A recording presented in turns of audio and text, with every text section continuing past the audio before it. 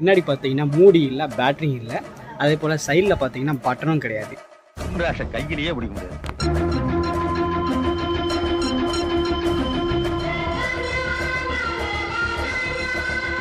இந்த டேப்லெட்டில் வந்து பப்ஜியை இன்ஸ்டால் பண்ண முடியாது.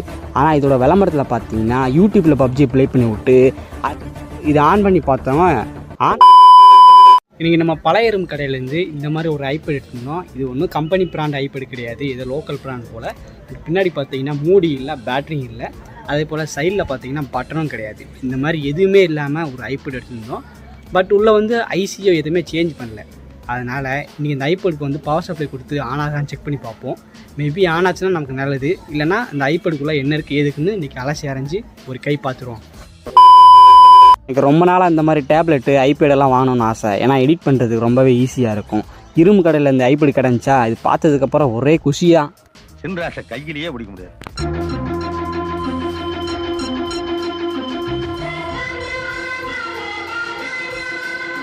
இதில் மூடி பேட்டரி எதுவுமே இல்லாதனால இது எந்த கம்பெனி டேப்லெட்னு தெரியாமல் முழிச்சிட்டு இருந்தேன். அப்போ தான் நம்ம அண்ணன் கூகுள் நமக்கு ஹெல்ப் பண்ணார்.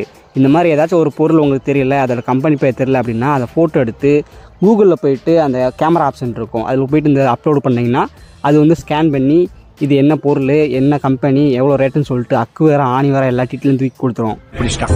எல்லாம் டெக்னாலஜி.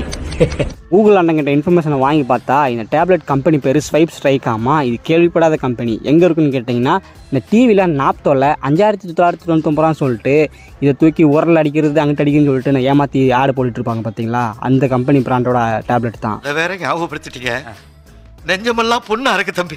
இவன் கம்பெனி டேப்லெட்டான்னு தெரிஞ்சதுக்கப்புறம் எனக்கு இது மேலே இருந்த ஆசையை போயிடுச்சு. ஏன்னு கேட்டிங்கன்னா இந்த டேப்லெட்டில் வந்து பப்ஜியை இன்ஸ்டால் பண்ண முடியாது.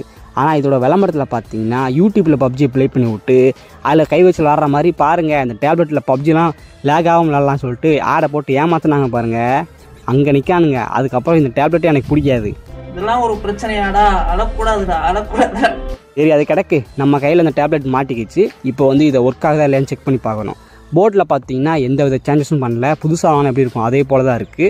அந்த பேட்டரி மாட்டுற இடத்துல பார்த்தீங்கன்னா வயர் எதுவும் கிடையாது. அந்த 2 டெர்மினல் இருக்குது, அதில் வந்து நம்ம எக்ஸ்டர்னலாக பவர் சப்ளை கொடுத்து ஆன் பண்ண வச்சுக்கலாம். மற்றபடி எந்த வித டேமேஜ் இல்லை. சரி வாங்க, இப்போ வந்து நம்ம எக்ஸ்டர்னலாக 5 வோல்ட் சப்ளை கொடுத்து பார்ப்போம். ஸோ கொடுத்துட்டு இது ஆன் பண்ணி பார்த்தோம், ஆன் ஆகுது. ஆனால் டிஸ்பிளே பார்த்தீங்கன்னா இந்த மாதிரி டேமேஜ் ஆகி கிடக்கு. எனக்குன்னே வருவீங்களாடா, ஏன்ட்ட சரசம் பண்றக்கே வாட்டாப்பே உங்களை பெற்றுறாங்களா? இது எப்படி தின்னீங்களும் மேலே ஒட்டியிருக்கிற ஸ்டிக்கரை இன்னி உரிக்காமல் இருக்குது, மேலே எந்த வித டேமேஜும் கிடையாது. ஆனால் உள்ளே மட்டும் டிஸ்பிளே உடஞ்சிருக்கு.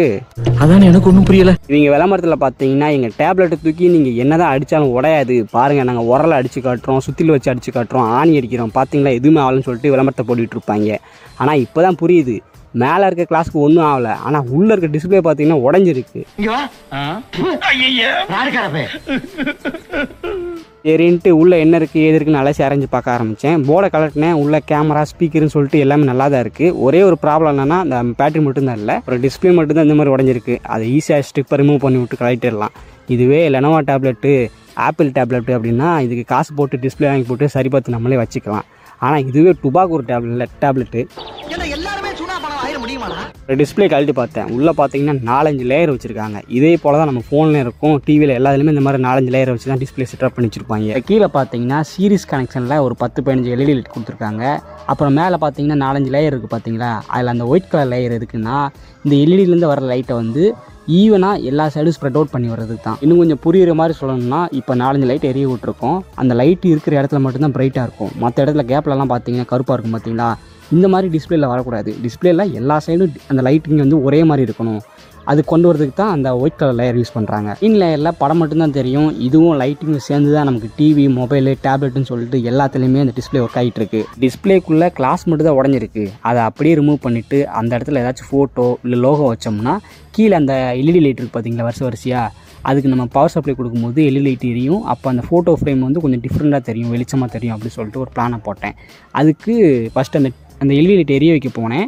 ஆனால் எல்இடி லைட் பார்த்திங்கன்னா சீரிஸ் கனெக்ஷனில் கொடுத்துருக்காங்க, அதாவது தொடர்ச்சியாக கொடுத்துருப்பாங்க. இது இடையில ஏதாச்சும் ஒரு லைட் ஃபியூஸ் ஆஃப் பண்ணாலும் மொத்தம் எரியாது. அது மட்டும் இல்லாமல் இந்த சீரிஸ் கனெக்ஷனில் இருக்கிற பல்புக்கு வந்து அதிகமாக கரண்ட் தேவைப்படும். நார்மலாக ஒரு லைட்டு வந்து 3 வோல்ட் எடுக்குன்னா இப்போ 12 லைட் இருக்குன்னு வச்சுக்கோங்களேன், 12 லைட்டும் தனித்தனியாக 3 வோல்ட்டு அப்படின்னு கனெக்ட் பண்ணி பாருங்கள் அப்போ எவ்வளோ தேவைப்படுன்ட்டு. பட் சிங்கிளாக கொடுக்கலாம். அப்படி கொடுத்து பார்த்தா எரியுது.